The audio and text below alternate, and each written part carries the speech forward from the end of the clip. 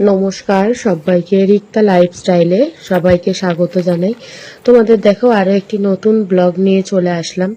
দেখো এটি ছেলের কিন্তু হ্যান্ড রাইটিং। হ্যাঁ, আমার ছেলের হ্যান্ড রাইটিংটা কেমন তোমরা অবশ্যই জানাবে। ও কিন্তু এটা সুন্দর করে ম্যাথগুলো লিখে নিয়েছে। আমি ওকে পড়ানো করিয়ে পড়াতে বসিয়ে নিয়ে এদিকে রাত্রে রান্নার জন্য আলুটাও সেদ্ধ করে নিয়েছি। আর এদিকে দেখো সোয়াবিনটাও দিয়ে নিলাম। রাত্রিবেলা হবে আলু সোয়াবিনের তরকারি।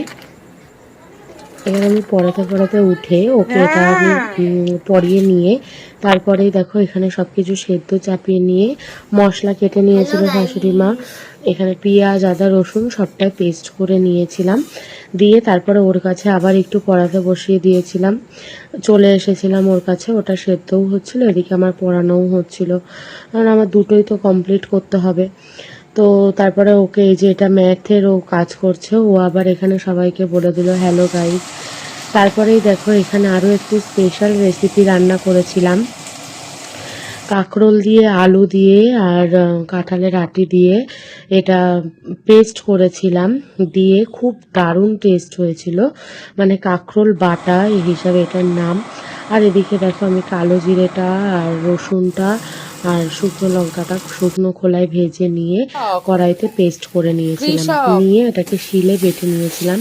আমার একটু তাড়াহুড়ো ছিল, তাই জন্য এত কিছুটা তোলা সম্ভব হয়ে ওঠেনি, তাই জন্য তোমাদের কাছে যতটুকু পেরেছি আমি ততটুকুই তুলে ধরেছি। কাঁকরোল আলুর রেসিপিটা যদি তোমরা কেউ দেখতে চাও পুরো ভিডিওটা আমাকে অবশ্যই বলবে, আমি কিন্তু তোমাদের সাথে শেয়ার করে দেবো। এইদিকে দেখো আমি সোয়াবিনটা নিয়ে চলে এসেছি, সোয়াবিনের তরকারিটাও বসিয়ে দিয়েছি। কড়াইতে এখানে তেল দিয়ে নিয়েছিলাম, দিয়ে লঙ্কা ফোড়ন দিয়ে নিয়ে আলুগুলোকে সুন্দর করে ভেজে নিয়ে পেঁয়াজ দিয়ে দিয়েছিলাম। পেঁয়াজ আলুগুলোকে দুটোকে একসাথে ভেজে নিয়েছিলাম। নেওয়ার পর দেখো তারপরে মশলাটা দিয়ে নিয়েছিলাম, মশলাটা দিয়ে সুন্দর করে কষিয়ে নেওয়ার পর টমেটোটা দিয়ে দিয়েছিলাম। টমেটোটা একটু কুচি কুচি করে কেটে নিয়েছিলাম, দিয়ে সোয়াবিনগুলো দিয়ে নিয়ে একটু নাড়াচাড়া করে কষা কষা হলে অল্প একটু জল দিয়েছিলাম, যাতে ওটা ভালোভাবে মশলাটা কষানো হয়ে যায়।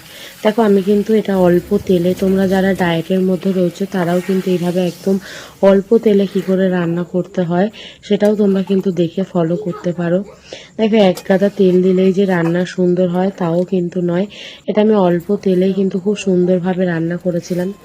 এদিকে বড়মশাই অফিস থেকে বাড়ি চলে এসেছিল, এদিকে একটুখানি মিষ্টি নিয়েও চলে এসেছিল, ছেলে মিষ্টি খাবে খাবে করছিল।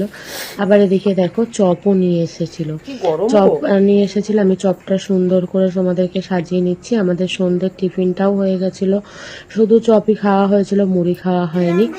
আর এদিকে দেখো মিষ্টিটাও আমি ঢেলে নিয়েছি। এদিকে ঢালতে ঢালতে আমার কিন্তু সোয়াবিনের তরকারিটা অনেকটাই ফুটে গেছিল। সোয়াবিনটা দেখে বলো তোমাদের কেমন লাগলো, অবশ্যই তোমরা কিন্তু লাইক সাবস্ক্রাইব করে দিও। আজকের মতন এখানে